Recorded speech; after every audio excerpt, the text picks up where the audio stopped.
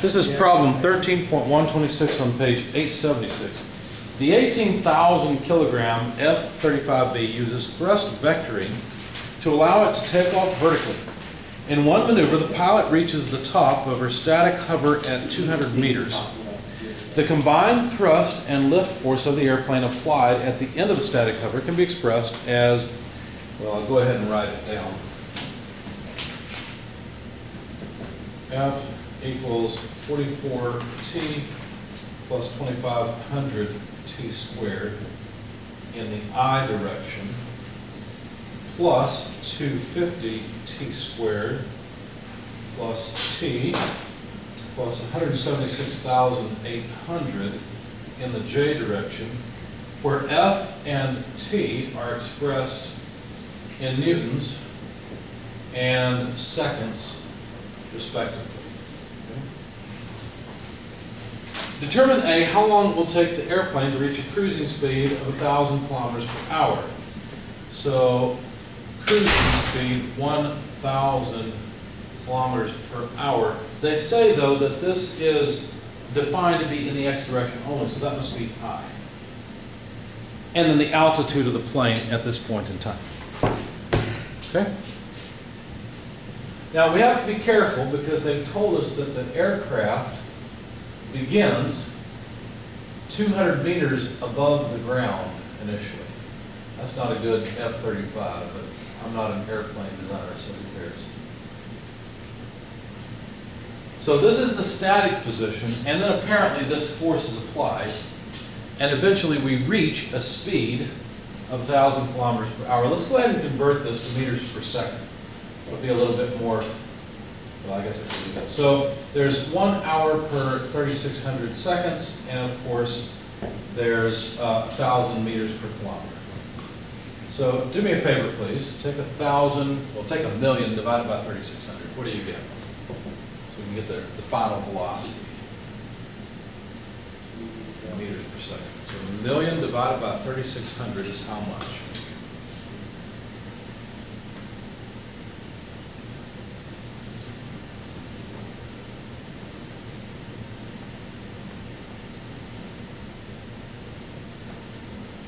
So 1,000,000 divided by 3,600. Mm-hmm. It is 277.7 per meter. And those would be meters per second in the I direction. Okay. Now, notice what happens here. Notice that some of the force is directed horizontally. The force that's directed vertically, we're not really interested in at the beginning of the problem. Right?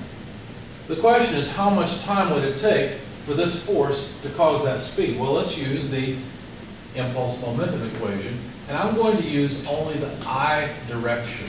Okay? Sum of the forces, integral of sum of the forces in I direction over time equals the mass times velocity in the I direction. This would be at state 2, that's state 1. In state 1, the thing's not moving, it's static, right? So there's no momentum. And in state 2, there's certainly some momentum. Now they told us that the mass is 18,000 kilograms. The only force I'm really interested in here is the force in the horizontal direction. Well, that's 2,500 T squared plus 44T. I decided to write it in descending order. dt equals mv2. Both of these are in the I direction. Notice I've taken the I direction of the force, and so I can just write the velocity in state 2 in the horizontal direction. Maybe we should say v sub 2x to be clear. Because we're going to take the typical x, y coordinate system on the ground because we've got this 200-meter height to contend with. Okay. So I have to integrate this. Well, that's no big deal. You guys know how to integrate this. How do you integrate t squared? Or t to the n. That's t to the n plus 1 over n plus 1. So the 2,500 would come along riding for free, right, because it's just a constant. When we integrate t squared with respect to t, we get t cubed over 3 plus, let's see, 44t squared, and this has to be evaluated. Isn't the t squared over 2? Over 2, thanks. From time 0, when we're hovering, to the final time t. Notice this is the final time that I'm interested in, right? when the thing is moving at v2x, which we know. Now, of course, both of these are numbers, aren't they? So let's continue just a bit. So 2,500 t cubed over 3 plus, oh well, once I evaluate the limits, t up. 44 over 2, well 44 over 2, I can do that in my head, 22. T final squared equals, and let's just plug in numbers here and see what we get. So we've got 277.7 for the velocity times 18,000. What does that come out to? 18,000 times 277.7 repeating is how much?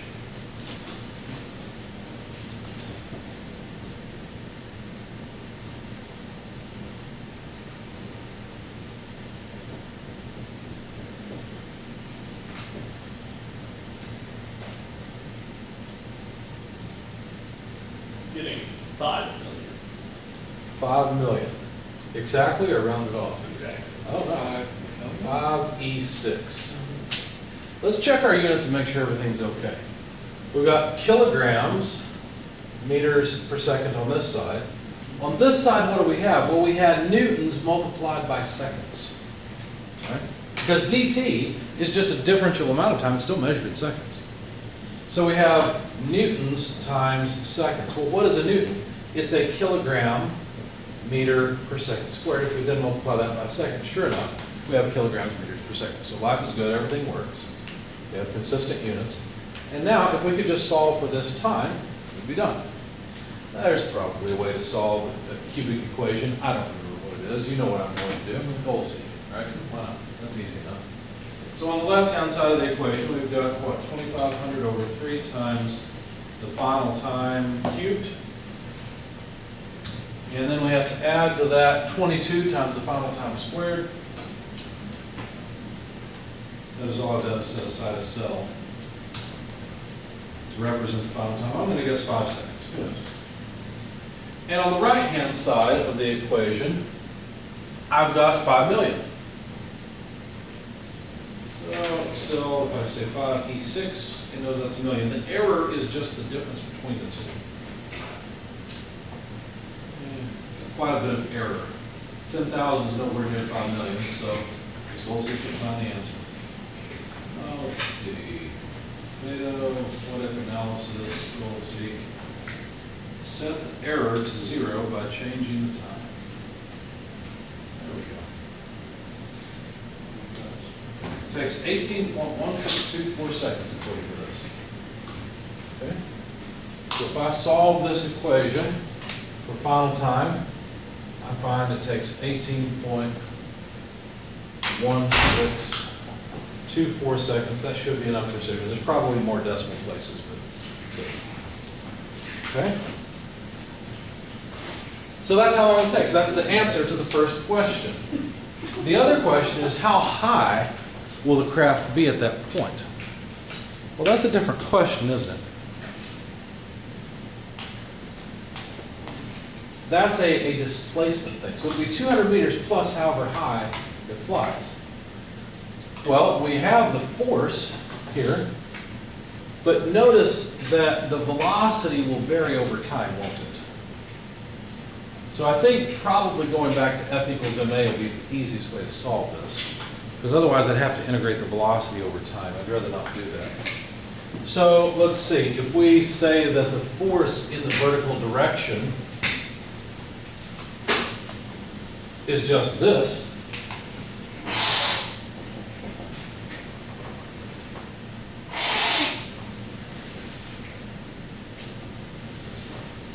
actually this may not work either.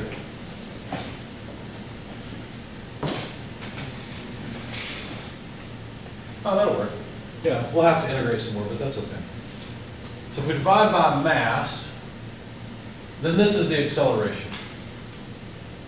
If I want to get change in position, notice this is dv by dt. So I can separate and integrate. In other words, I can say 250 t squared plus t plus 176 800 dt over mass equals dv. And now I just integrate from 0 to the final velocity. This is the final vertical velocity.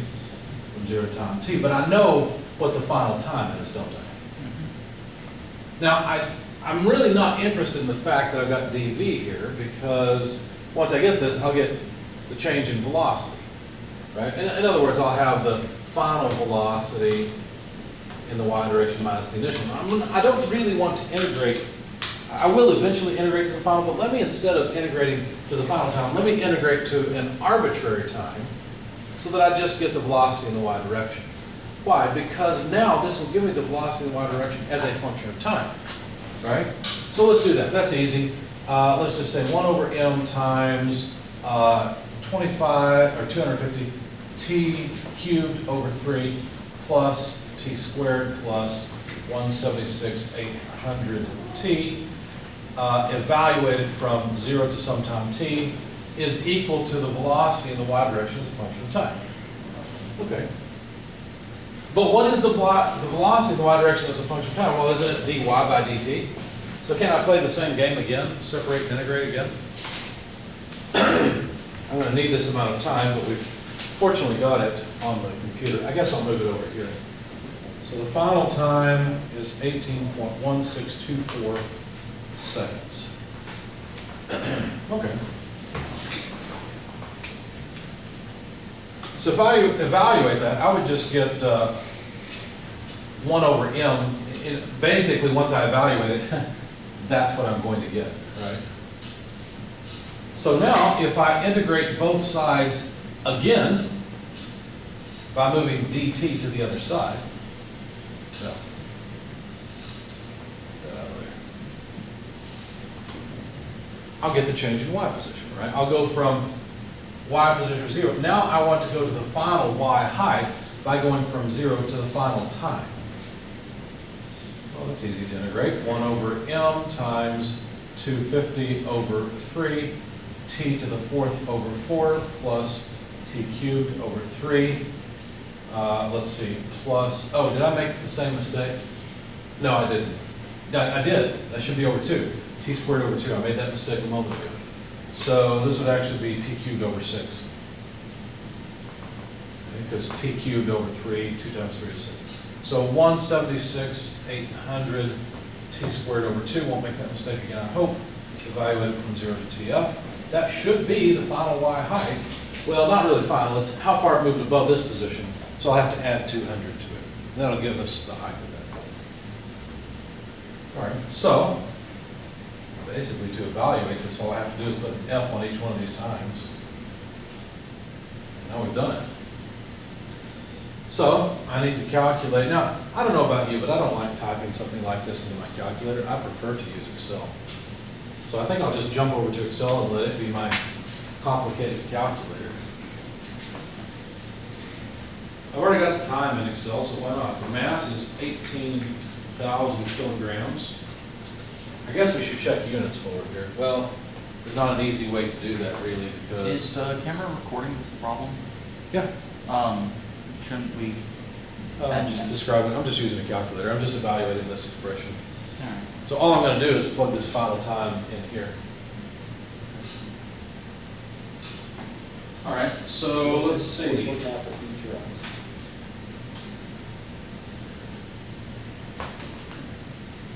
All right, so we've got the final time. Yeah, all we've got to do is plug in. So we're going to take something and divide it by the mass, right? So we've got 1 over mass. That something is everything inside of these parentheses.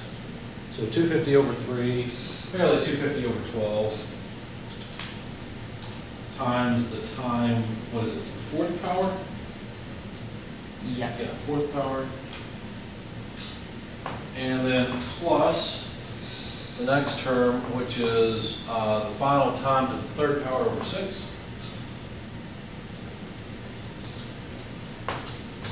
Plus 176,800 divided by 2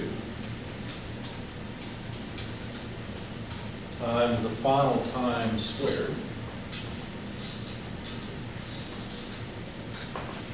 I think that's it, isn't it?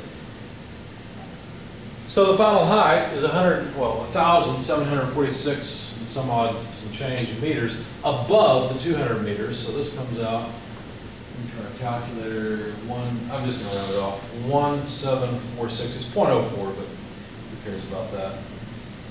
And so the actual final height, the total final height, TF if you like, is 1,946 meters or so. That's how high they are. They're 2 kilometers in the sky by the time they reach their cruising speed. Kind of neat. It's neat, we have a textbook actually new enough to talk about the F-35 now. Yeah, we have enough technology to talk about the F-35 in this class.